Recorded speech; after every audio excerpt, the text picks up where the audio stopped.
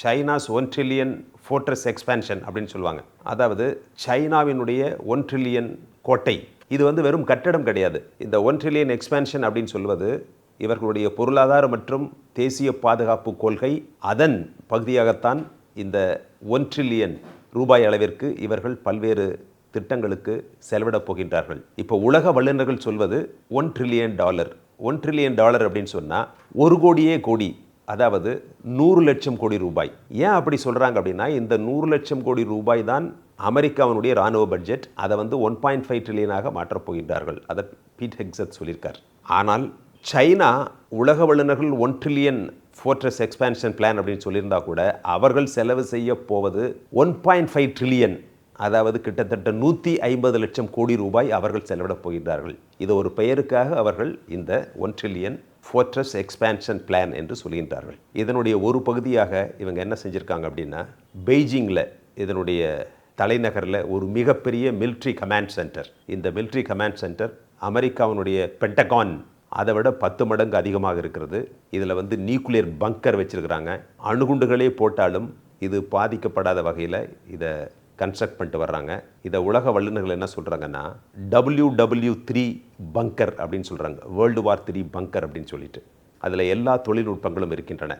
China வந்து எதற்காக இதை செய்யணும் அப்படின்னா, இப்போது ஒரு பொருளாதார தடையோ அல்லது ஒரு போரோ வருகின்ற பொழுது எந்த விதத்திலும் சைனாவினுடைய பொருளாதாரமோ பாதுகாப்போ பாதிக்கப்படக்கூடாது அப்படிங்கிற எண்ணத்தினால் இதை செயல்படுத்துகிறார்கள். இப்போ வந்து எல்லா சரக்கு கப்பல்களும் எரிசக்தி எடுத்து செல்கின்ற கப்பல்களும் மலாக்கா ஸ்ட்ரெயிட் வழியாகத்தான் செல்கின்றது. இந்த மலாக்கா ஸ்ட்ரெயிட் வந்து ஒரு குறுகிய பகுதி. ஒரு சண்டை வருது அப்படின்னு சொன்னால் இந்த மலாக்கா ஸ்ட்ரெயிட்டை பிளாக்கேட்னு சொல்லுவாங்க இல்லையா, கடல் முற்றுகையிட்டு விட்டால் நிச்சயமாக சைனாவிற்கு மிகப்பெரிய ஒரு பொருளாதார பாதிப்பை ஏற்படுத்திவிடும். இதை தடுப்பதற்காக இவங்க வந்து BRI அப்படின்னு சொல்லி ஒரு திட்டத்தை அமல்படுத்தி வருகின்றார்கள். அது வந்து பெல்ட் ரோடு இனிஷியேட்டிவ். இது கிட்டத்தட்ட 150 நாடுகளை இணைக்கின்ற திட்டம். மிகப்பெரிய ரயில்வே லைன்ஸ், டெலிகம்யூனிகேஷன் சென்டர், பல்வேறு துறைமுகங்கள், அதில் வந்து ஆழ்கடல் துறைமுகங்கள் சொல்லுவாங்க, டீப் சி போர்ட்ஸ், இது போன்ற பல விஷயங்களை இவர்கள் செய்து வருகின்றார்கள். இந்த BRIக்கு மட்டும் கிட்டத்தட்ட $1 trillion செலவு செய்வதாக அவர்கள் தெரிவித்திருக்கின்றார்கள். இது ஒரு பக்கம் போயிட்டுருக்கு. அடுத்து வந்து இன்னொரு விஷயம் என்னவென்றால், முக்கியமாக இப்பொழுது ஒரு பிரச்சனையாக இருக்கின்ற ஒரு விஷயம் தெற்கு சீன கடல் மற்றும் தைவான் பிரச்சனை. இந்த சவுத் சைனா சீயை பொறுத்தவரை எப்பொழுதுமே ஒரு டிஸ்பியூட் இருந்து கொண்டே இருக்கிறது. சைனாவிற்கும் அமெரிக்காவிற்கும் ஜப்பானிற்கும் ஒரு பிரச்சனை இருந்து கொண்டே இருக்கிறது. ஏன்னு சொன்னால், இந்த சவுத் சைனா சீ வந்து இன்டர்நேஷ்னல் சீ, இதில் யார் வேண்டுமானாலும் போகலாம் அப்படின்னு சொல்கிறாங்க. ஆனால் சைனா என்ன சொல்கிறாங்கன்னா, இந்த பகுதி எங்களுக்கு சொந்தமானது அப்படின்னு சொல்கிறாங்க. அதனால் இவங்க என்ன செஞ்சுருக்காங்கன்னா, மிகப்பெரிய ஒரு மிலிட்ரி ஐலாண்ட் இதை உருவாக்கி கொண்டிருக்கின்றார்கள். இப்போது ஒரு சாதாரணமாக ஒரு ஐலாண்ட் எப்படி இருக்கும் அப்படிங்கிறது உங்களுக்கு தெரியும். இது வந்து சவுத் சைனா சீல கோரல் லீஃப் அப்படின்னு இருக்கும். உங்களுக்கு கோரல் லீஃப்னா அப்படியே ஒரு பாறை மாதிரி ஒரு சின்ன பகுதி இருக்கும். இந்த கோரல் லீஃப் பகுதியில் இவர்கள் மிகப்பெரிய தீவு, கிட்டத்தட்ட 30,000 ஏக்கரில் ஒரு தீவை உருவாக்கி இருக்கிறார்கள். இது வந்து மிலிட்ரி ஐலாண்ட் அப்படின்னு தான் சொல்லலாம். இந்த தீவில் என்னென்ன விஷயங்கள் அப்படிங்கிறத பார்த்தீங்கன்னா ரொம்ப ஆச்சரியமாக இருக்கும். உங்களுக்கு தெரியும் இந்த ட்ரெட்ஜ் மெஷின் அப்படின்னு சொல்லி. இந்த ட்ரெட்ஜ் மெஷின் மட்டும் ஒரு ஃபுட்பால் ஃபீல்டு எவ்வளவு பெருசு இருக்கோ அவ்வளவு பெரிய ஒரு மெஷினை இந்த சைனா கடலுக்குள்ளே இறக்கி கடலின் அடிப்பகுதியில் இருக்கிற மண்ணை அப்படியே எடுத்து இந்த கோரல் லீஃபில் போடுறாங்க. கோரல் லீஃபில் போட்டு அப்படியே வந்து ஒரு மிகப்பெரிய ஒரு ஐலாண்டாக மாற்றுகிறார்கள். அதற்கு மேலே வந்து கடல் மண்ணம் போடுறாங்க, அதை ஸ்டெபிலைஸ் பண்ணுறாங்க. இப்படி ஒரு உலக அதிசயமாக தான் தெரியும் இந்த மிலிட்ரி ஐலாண்ட் சவுத் சைனா சீல கட்டியிருக்கிறத பார்த்தா. இதில் என்னென்ன இருக்குது அப்படின்னு சொன்னால், ஏர்ஃபீல்டு கிட்டத்தட்ட 3 கிலோமீட்டர் நீளமுள்ள ஏர்ஃபீல்டு வச்சுருக்கிறாங்க. அதாவது வந்து ஓடுபாதை, விமான ஓடுபாதை. அது மட்டும் இல்லாமல் அந்த விமானங்கள் வந்து பாதுகாப்பாக வைப்பதற்கு ஷெல்டர்ஸ், அந்த ஷெல்டர் வந்து அமெரிக்காட்ட கூட எவ்வளவு பாதுகாப்பான ஷெல்டர் கிடையாது, அவ்வளோ ஒரு பாதுகாப்பான ஷெல்டர். அதே மாதிரி அந்த கீழ்ப்பகுதியில் வந்து அப்படியே ஃபியூயல் இருக்கும், ஃபியூயல் பைப் லைன், இதெல்லாமே அது வந்து ரீஃபில்லிங் பண்ணுறதுக்கு சுலபமாக பண்ணக்கூடிய வகையில் ரீஃபில்லிங் கெப்பாசிட்டி பண்ணியிருக்கிறாங்க. அதே மாதிரி வெப்பன் சிஸ்டம், அப்படியே அண்டர் கிரவுண்ட்லேருந்து அப்படியே வெப்பன் சிஸ்டம் வரும். அப்புறம் ஒரு மிகப்பெரிய ஒரு ரேடார். அந்த ரேடார் வந்து கிட்டத்தட்ட 800 கிலோமீட்டர் தொலைவில் இருந்து வருகின்ற கப்பல்களையும் சிறிய விமானங்களையும் கண்டுபிடிக்கக்கூடிய அளவிற்கு அந்த ரேடாரை வச்சுருக்கிறாங்க. இது பார்த்தீங்கன்னா, இப்போ அமெரிக்காவினுடைய போர்க்கப்பல்லாம் கேள்விப்பட்டிருப்பீங்க, USS ஜெரால்ட், ஆப்ரஹாம் லிங்கன். இதெல்லாமே ஒரு 6 கிலோமீட்டர் பரப்பளவு இருக்கும். இது வந்து 30,200 கிலோமீட்டர் பரப்பளவு கொண்ட ஒரு தீவாக இருக்கிறது. இது வந்து என்ன சொல்லலாம்னா ஸ்டாட்டிக் விமானம் தாங்கி கப்பல் அப்படின்னு சொல்லலாம். Static aircraft carrier.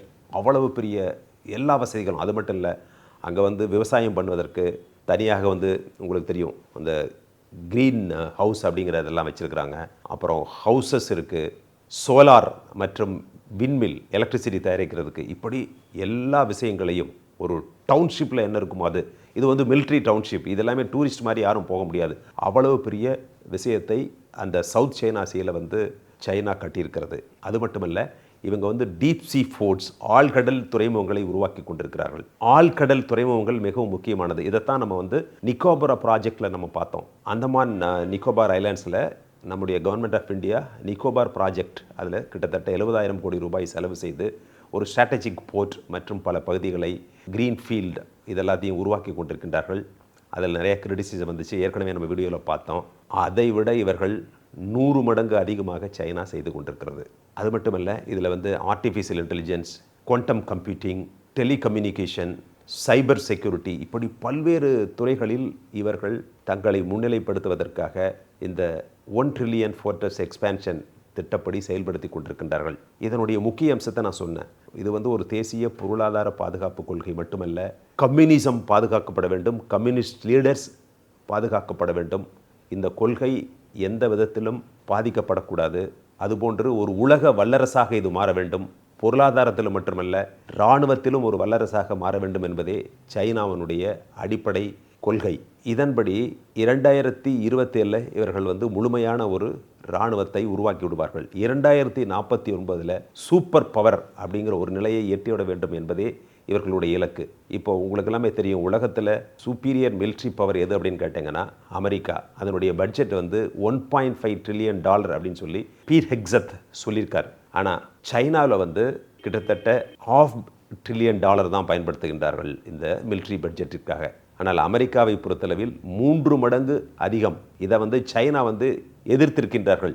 அமெரிக்கா இவ்வளவு தூரம் தன்னுடைய இராணுவ வலிமையை பெருக்குவதற்காக 1.5 ட்ரில்லியன் பட்ஜெட்டை போட தேவையில்லை அப்படின்னு சொல்லி அவங்க அப்ஜெக்ட் பண்ணியிருக்காங்க. அது மட்டும் இல்லை, நேட்டோ கண்ட்ரிகளும் தங்களுடைய ஜிடிபியில் 5% வந்து இராணுவத்திற்காக செலவு செய்ய வேண்டும் என்று அமெரிக்கா சொல்லியிருக்கின்றது. இப்படி உலகம் முழுவதும் ஒரு இராணுவமயமாக சென்று கொண்டிருக்கிறது. இது தடுக்கப்பட வேண்டும். ஓகே, இந்த 1 ட்ரில்லியன் ஃபோர்ட்ரஸ் எக்ஸ்பேன்ஷன் இதனால் நம்முடைய இந்தியாவுக்கு என்ன பாதிப்பு அப்படின்னு நம்ம பார்க்கலாம். நிச்சயமாக நம்முடைய நாட்டிற்கு இது ஒரு மிகப்பெரிய அச்சுறுத்தல். அவர்கள் வந்து பொருளாதாரத்தில் அறிவியலில் முன்னேறட்டும், ஆனால் இவர்கள் தங்களுடைய இராணுவ வலிமையை பலப்படுத்தி கொண்டு செல்வதால் நமக்கு ஒரு மிகப்பெரிய அச்சுறுத்தல். குறிப்பிடும்படியாக இந்திய பெருங்கடல் பகுதியில் மியான்மர், ஸ்ரீலங்கா, பங்களாதேஷ் இது போன்ற நாடுகளுடன் இவர்கள் இராணுவ தொடர்பை வைத்திருக்கின்றார்கள். அது மட்டுமல்ல, ஒரு சில ஃபோர்ட்ஸ் துறைமுகங்கள் கட்டுவதற்கும் சைனா உதவி செய்து கொண்டிருக்கிறது. இந்த தருணத்தில் இது நம்முடைய பாதுகாப்பிற்கு ஒரு அச்சுறுத்தலாகத்தான் இருக்கும்.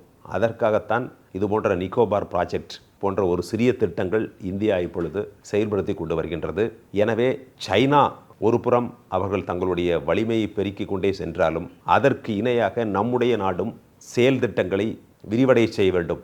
அப்பொழுதுதான் நாம் ஒரு பக்கம் சைனா, இன்னொரு பக்கம் பாகிஸ்தான், இப்பொழுது புதிதாக முளைத்திருக்கின்ற ஒரு பிரச்சனை பங்களாதேஷ் பிரச்சனை, இப்படி சுற்றியிருக்கின்ற எல்லா நாடுகளினுடைய அணுகுமுறை ஒரு சரியில்லாத காரணத்தினால் நம்முடைய பொருளாதாரம் மற்றும் இராணுவ வலிமை முழுமையான ஒரு நிலையை அடைய வேண்டும். அப்பொழுதுதான் நம்முடைய இராணுவம் ஒரு counter weight to China's military அப்படிங்கிற ஒரு நிலைமை ஏற்படும்.